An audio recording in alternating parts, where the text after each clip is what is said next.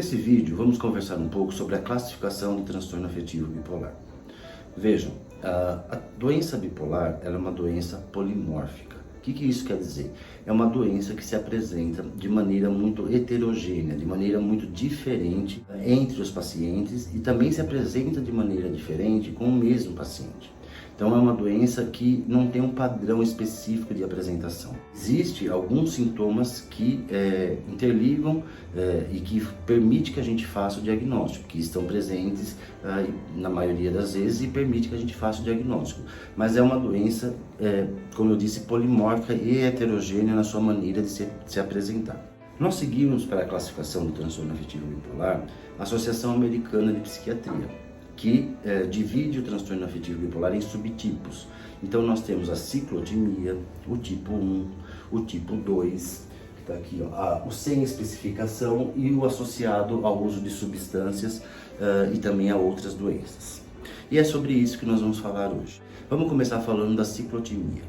A ciclotimia é um tipo de transtorno afetivo bipolar, onde o humor sofre pequenas oscilações fora da normalidade, tanto para baixo como para cima, mas são oscilações leves, com sintomas leves e amenos. É pouco diagnosticado porque normalmente não se procura ajuda e também nem se sabe que isso é uma doença, mas é um tipo de transtorno afetivo bipolar, chamado ciclotimia. O próximo que nós vamos conversar, então, vamos falar do transtorno afetivo bipolar tipo 2.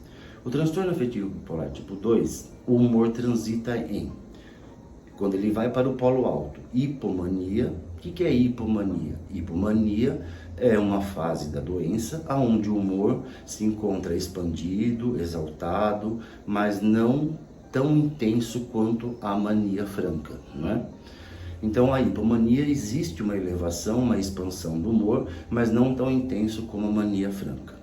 E ainda no transtorno bipolar tipo 2, o paciente pode fazer depressão leve, moderada e grave, mas a expansão do humor, ela só chega até a hipomania, ok? É isso que define o transtorno afetivo bipolar tipo 2. Por que é difícil fazer o diagnóstico? É mais difícil, na verdade, fazer o diagnóstico do transtorno afetivo bipolar tipo 2.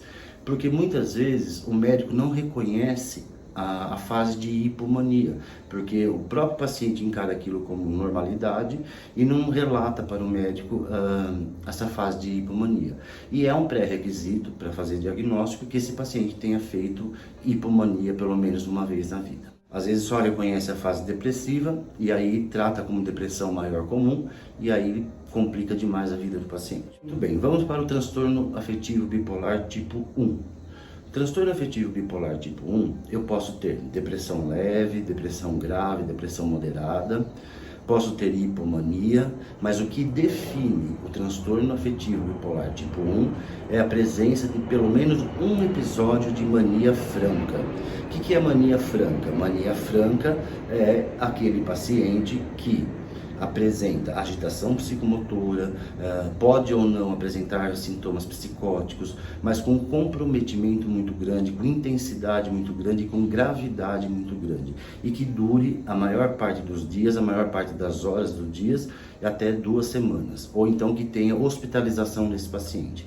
Ou seja, mania franca, teve um episódio de mania franca, eu estou diante do transtorno afetivo bipolar tipo 1. Vejam, pessoal, é importante fazer essa diferenciação? Sim, ajuda em algumas coisas, mas o mais importante para tratar é saber cada paciente como se apresenta, como que é o transtorno daquele paciente específico, o que ele já usou para tratar, qual foi a resposta ao tratamento, aonde ele permanece mais com o humor, no polo depressivo, no polo eufórico.